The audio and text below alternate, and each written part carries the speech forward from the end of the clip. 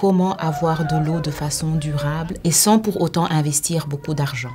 Le président Macky Sall a interpellé le directeur général de la FAO particulièrement sur la gestion des précipitations, des eaux de pluie donc, qui se déversent chaque année dans la mer. Le directeur général a alors proposé une solution très simple et peu coûteuse, la construction de citernes pour récolter et stocker l'eau de pluie. Il en avait lui-même fait l'expérience lorsqu'il était ministre au Brésil dans le cadre du programme Fin Zéro. Nous avons construit 19 citernes dans 3 régions, ce qui permet aux femmes qui faisaient des kilomètres pour aller chercher de l'eau de ne plus le faire. Elles étaient souvent accompagnées par leurs enfants qui, de ce fait, n'allaient pas à l'école. Et désormais, elles n'ont plus besoin de le faire puisqu'elles ont l'eau à disposition devant leur case.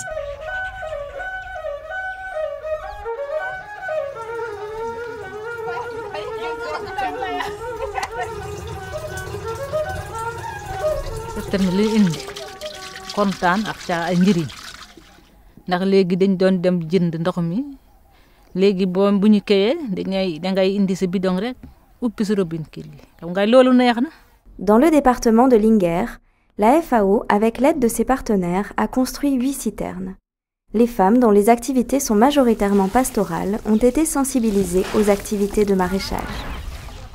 fii ci Ndiamapul sardin musut am ren lañ ko mos a def ñu def séminaire ñu ngi won ñu war a def jox ñu jiw ñu wax leen bu ngeen demee nii ngeen def am yu sax moom lu mel ne batasse bi ma wax ak tamaate bi. Nous considérons ce programme comme un programme de sécurité sociale. Nous avons choisi des bénéficiaires qui font partie de la bourse de sécurité familiale parce que nous considérons que l'apport de l'eau seule ne suffit pas pour faire sortir une personne de la pauvreté. Il faut de l'argent, il faut de l'eau, il faut des intrants, il faut des sols qui leur permettent de produire afin que dans une période très très courte, la personne puisse sortir de la pauvreté.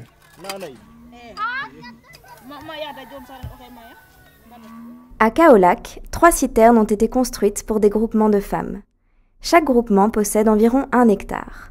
Les femmes y cultivent des légumes et des fruits pendant la saison sèche lorsqu'elles ont fini de cultiver les céréales.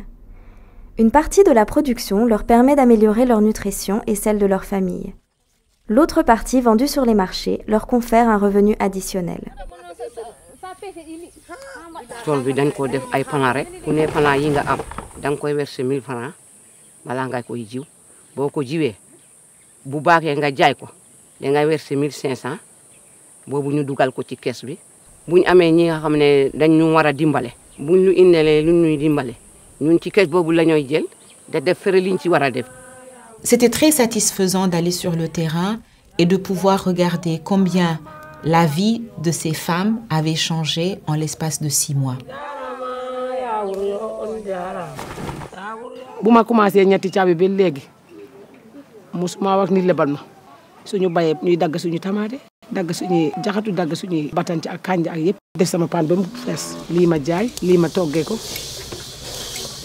Nous travaillons avec des partenaires. Ce sont des partenaires nationaux comme des ONG locales qui sont très proches de la population et qui peuvent nous aider, faire le relais avec les populations pour la construction des citernes, pour en prendre soin et également pour être formés dans la production agricole.